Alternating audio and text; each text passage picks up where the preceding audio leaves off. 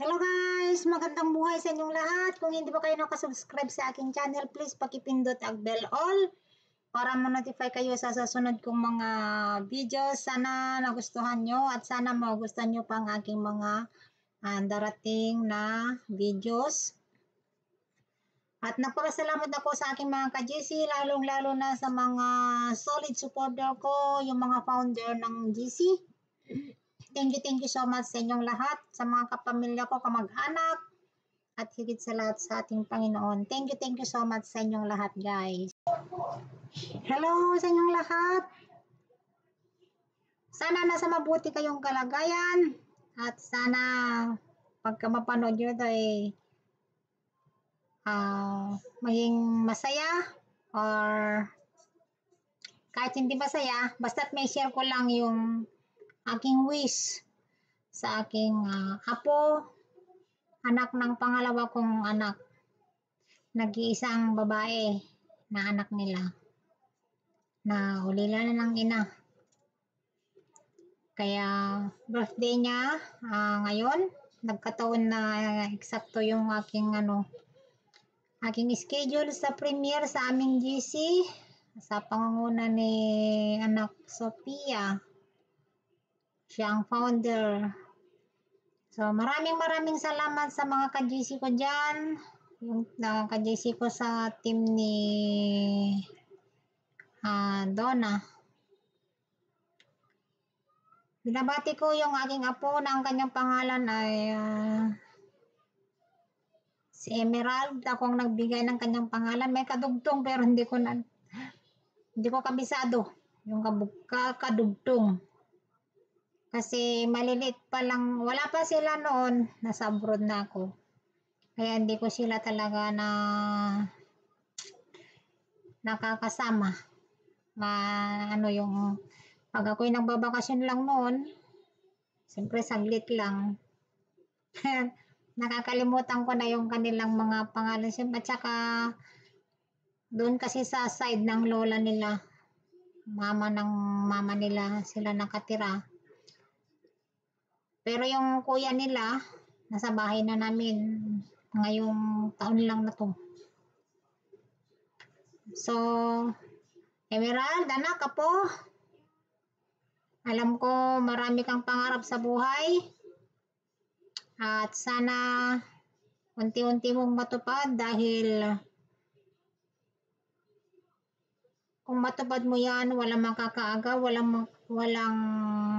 ay hindi mananakaw sa iyo at hindi mo pwedeng ipahiram kahit ninuman ang iyong magiging kurso kapag nakapagtapos ka na. Kaya palagi kong sinasabi, mag-aral kayo maigi dahil yan ang sandata ninyo pagdating ng araw. At sana magiging uliran kang kapatid.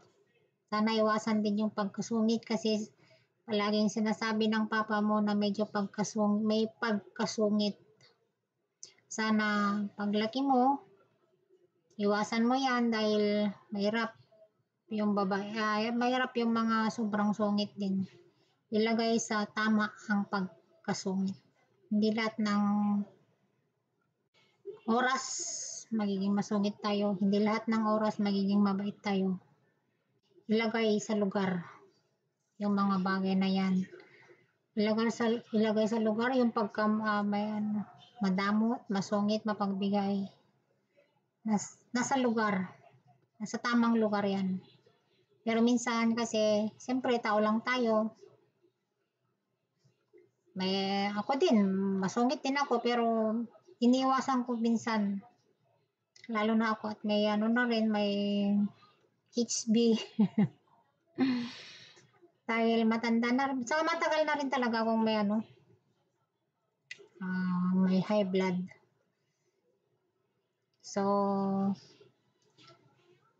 alam nyo na, miss ko na kayo. Mahal ko kayo. At sana, lumaki kayo na may takot sa Diyos. At magmahalan kayo magkakapatid, magpipinsan, igalang ninyo ang iyong nakakatanda sa inyo. At sana maging